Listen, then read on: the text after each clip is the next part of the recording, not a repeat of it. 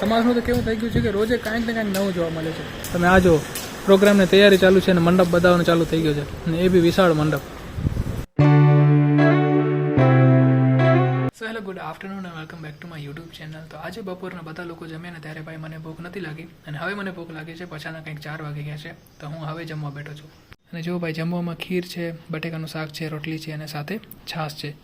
તો ચલો આપણે મસ્ત એમાં જમીએ અને પછી તમને મળી. તમારા માં અને રાઘવી અહીંયા આંગણામાં બેઠી છે. રાઘવીનું હોમવર્ક કરે છે. શું આજે હોમવર્કમાં?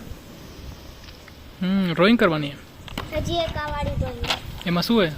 એમાં મારે જે સ્કૂલ જશે ને એનું ચિત્ર અહીંયા દોરવું. અચ્છા.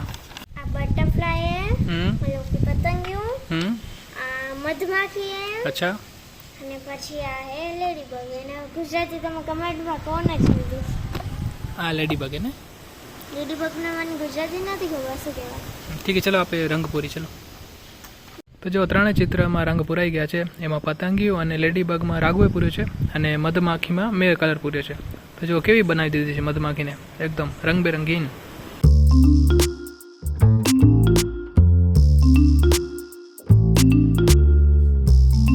તો જો ભાઈ હાલ હું સમાજમાં આવ્યો છું, અને સમાજનું તો કેવું થઈ ગયું છે કે રોજે કાંઈક ને કાંઈક નવું જોવા મળે છે. તમે આ જો પ્રોગ્રામની તૈયારી ચાલુ છે અને મંડપ બધાવવાનું ચાલુ થઈ ગયો છે, અને એ બી વિશાળ મંડપ.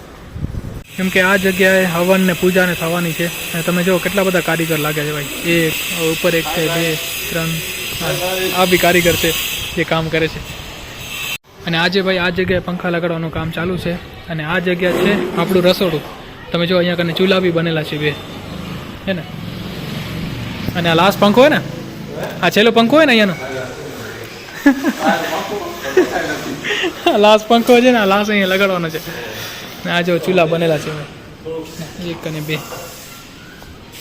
સો એ જ દિનો કે સમાજનો જે કાર્યક્રમ છે ને એના બીજા દિવસે શોભાયાત્રા નીકળવાની છે, ને એમાં આવા કંઈક વ્હાઇટ કુર્તા પહેરવાના છે. તો આપણો કુર્તો છે, આ જરાક ફિટિંગની જરૂર છે, તમે જો હાથમાં ને, તો એટલા માટે આપણે પહેર્યો છે ને ટ્રાય કરીએ. કાકી એકવાર ટ્રાય કર, અને જો ફિટિંગની જરૂર હશે તો આપણે ફિટિંગ કરી નાખીએ. અને મને એમ તારો વ્હાઇટ જગ્યાએ યાર કેસરી અથવા તો પીળો એવો કલર હોત ને તો મજા આવત, પણ હવે ઠીક છે, જે વ્હાઇટ કલર નક્કી કર્યો છે તો વ્હાઇટ સહી.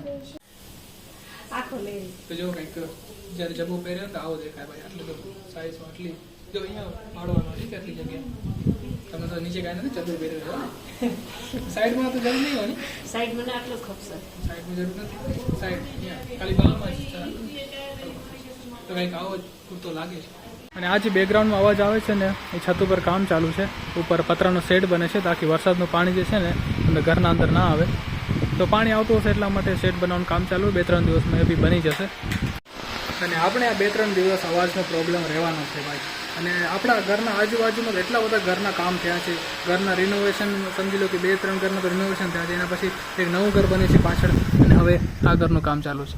મતલબ કન્ટિન્યુ કાંઈક ને કાંઈક અવાજ તો આપને નડે જ છે. તો મારી સાથે રાઘવીના કપડાનું બી ફિટિંગ ચાલુ છે.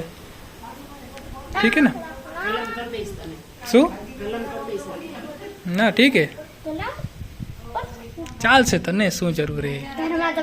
હા, તને આને ઉમે રખડવું જેવું માં તો શું જરૂર હે?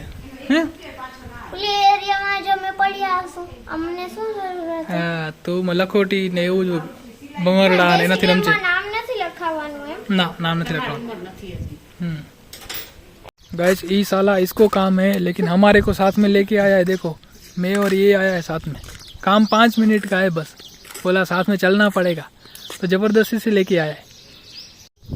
આવું હે બોલો. ક્યારેક કામ હોય ને તો કહેશે ભાઈ તમે હાલો ને મારી સાથે, તમે ચાલો વાંધો નહીં, 5 મિનિટમાં થઈ જશે. અને એની પછી 5 મિનિટ મને ખબર છે કે કલાક 1.5 કલાક જેવી હોય. અને અમારા આ ભાઈ આજે કામે નથી ગયા કેમ કે ભાઈ થઈ ગયા છે બીમાર, અને અમે એની સાથે ફરી રહ્યા એટલે શાયદ આપને પણ બીમારી લાગી શકે છે. તાવ કે એવું કંઈક તો આવ્યું હોય ને. તો 6:20 થાય છે, અને આપણે જોઈએ કે યોગેશ કેટલી વારમાં પાછો આવે છે. હે ના હોય ભાઈ, ખાલી 2-3 મિનિટ થી. અરે 2-3 મિનિટ થી ખાલી. હે કામ થયું નથી, કામ થયું નહીં હોય એટલે એટલે જ યાર. નહીં તો તારું યાર અડધા કલાક થી તો વધારે જ હોય ભાઈ. પહેલી વાર વિડીયોમાં લીધો ને તમે જો નસીબ, 2 મિનિટમાં કામ પતી ગયું. તો આજે સવારના શું થયું ખબર કે જ્યારે મેં મારો ફોન ચાર્જ પર લગાડ્યો અને 5 મિનિટમાં જ પાછી પાવર કટ થઈ ગયો. તો આપણા ફોનમાં ચાર્જ એટલી છે નહીં, અને પ્લસ પાવર કટ છે તો આજુબાજુનું જે કામ ચાલુ હતા એ અત્યારે બંધ છે. હાથેથી જેટલા કામ થયા ને એ જ કામ ચાલુ હોય. તો ચલો આજે આપણે ઉપર જઈને જોઈએ કે કેવું કામ થયું. અહીંયાથી તો દેખાય છે આપણે પાઇપ લગાડેલા છે અને આજે અહીંયા બી કામ ચાલુ છે. આગળમાં બી શેડ બને છે. પણ એક વાતે ઉપર પતરા આવી જશે તો પછી આપણા નજારા જે છે એ થોડાક યાર ઓછા થઈ જશે. ઓહો હો, અહીંયા તો ઘણું બધું કામ થઈ ગયું છે ભાઈ.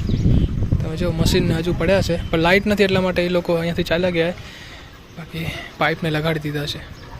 આ વચ્ચેના સપોર્ટર બનશે અને આ સાઈડમાં 3 લગાડેલા છે આમ, અને 1 2 3 આમ, સોરી 4 આને મલાવી. અને અહીંયા કને જુઓ ભાઈ કેટલા બધા બોક્સ પાઇપ પડેલા છે. એ બધા અહીંયા શાયદ લાગવાના છે. પહેલી તો ફ્રેમ બનાવવામાં આવશે અને એના પછી ઉપર પતરા આવશે.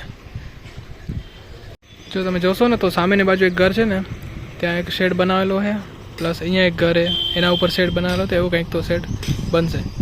બાકી મોસમમાં તો કાંઈ સુધાર નથી. છેલ્લા કેટલા દિવસોથી આમ જ વાદળા પડેલા છે ભાઈ. નથી તડકો નીકળતો કે નથી વરસાદ પડતો, બસ આવી જ રીતનું મોસમ છે. અને આમ આપણે જોઈને તો આ ઘરને બી રિનોવેશનની જરૂર છે. તમે જુઓ તો છે ને દિવાલો બધી કેવી થઈ ગઈ છે, આ જો ક્રેક થઈ ગયા છે બધે. અને ઘર ઉપર આમ પતરાનો શેડ બનાવવાના 3 ફાયદા છે ભાઈ. એક તો વરસાદ ના આવે, બીજું કે ગરમી ના થાય ઉનાળામાં, અને ત્રીજું ભાઈ સસ્તું પડે. સો ઓકે ગાઈઝ, આજનો જે બ્લોગ છે આપણે અહીંયા સુધી રાખશું. આઈ હોપ કે તમને પસંદ આવ્યો. અગર પસંદ આવ્યો તો લાઈક કરજો, નવા આવતી ચેનલને સબસ્ક્રાઈબ કરજો. ફરી મળીશું આવતીકાલે નવા બ્લોગ સાથે. ત્યાં સુધી તમારું ધ્યાન રાખજો. Tata, bye bye, take care. Shravan મહિનો રાખેલો હે મેં. શ્રાવણ મહિનો રાખેલો હે તારો એટલા માટે મેં આવડી બધી દાઢી વધારી. શ્રવણ મહિનો બેહી ગયો તો બેસી ગયો ને, તમને નથી ખબર? ના, એમ કેમ થાય? મને ખબર ન પડે તો શું કરું? અરે કોઈ વાત કરો તો ખબર પડે ને. શ્રાવણ મહિનો બેસી ગયો. હે હવે એ મહિનો રહીને ઊભો થશે પાછો. તો એ પછી દાઢી આવડી ભલે ભાઈ ભલે. તો માને એમ કે મેં શ્રાવણ મહિનો રાખ્યો. મા મને કે આવડી બધી દાઢી કેમ વધારી? તો મેં કીધું કે મેં શ્રાવણ મહિનો રાખેલો હે. તો મેં જસ્ટ મસ્તી કરી, શ્રાવણ મહિનો મેં નથી રાખ્યો, બસ એમ જ કીધું તમારે. તો માં સાચે માની લીધું કે મેં શ્રાવણ મહિનો રાખેલો હે. નથી રાખ્યો મેં શ્રાવણ મહિનો, મેં નથી રાખ્યો. એમ જ હે, આજે કાઢી નાખશું બસ.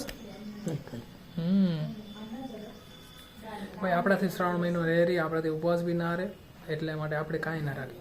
બસ ખાઈ પીને બાપે ભક્તિ કરી એવા છીએ. ખાલી પેટે આપણાથી ભક્તિ ના થાય. તો છોરા ફેશનમાં ફાટે આવડી દાઢી લઈને પીણવા જાય. હવે શું કરી? અખર તો ના લાગે. હવે શું કરી કહો? જમાનો એવો થઈ ગયો છે. ઉછાટીને મોઢું રૂપાળું કરી જવાય. હા, સાચી વાત છે. અને એટલા માટે જ સમૂહ લગ્નમાં અને દાઢીની મનાઈ હોય છે કે દાઢી જેની રાખેલી હશે એની ત્યાં કરવામાં આવશે. બાકી દાઢી જો હશે તો મંડપમાં કરવા નહીં દેવામાં આવે. એટલા માટે જ સમૂહ લગ્નમાં એવા નિયમ કરેલા છે કે દાઢી વગર જ લગ્ન થશે.